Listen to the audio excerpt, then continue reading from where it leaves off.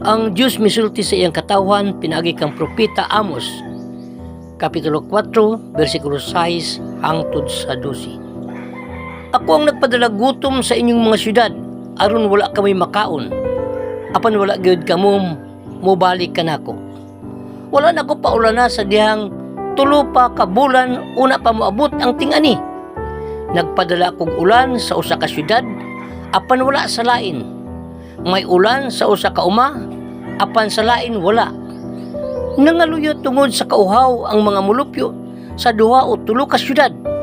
Nangadto sila sa silingan ng syudad aron pagpangitag tubig, apan walay igong mainom. Apan wala gihapon kamo mobalik kanako. Gipadad-an kog sakit ang inyong mga tanom.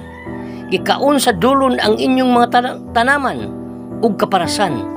Ingon man ang inyong mga igira ug mga olibo, apan wala kamo mobalik kanako. Nagpadala akong kamatay sama sa akong gibuhat didto sa Ehipto.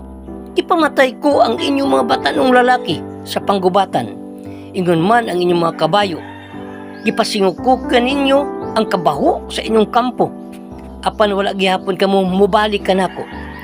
Gilaglag ko ang pipila kaninyo sama sa paglaglag ko sa Sodoma ug sa Gomora. Sama kamo sa nagdilaab galipak nga gikuha gikan sa kalayo, apan wala gihapon kamo mobalik kanako. Nag-ingon ang Ginoo.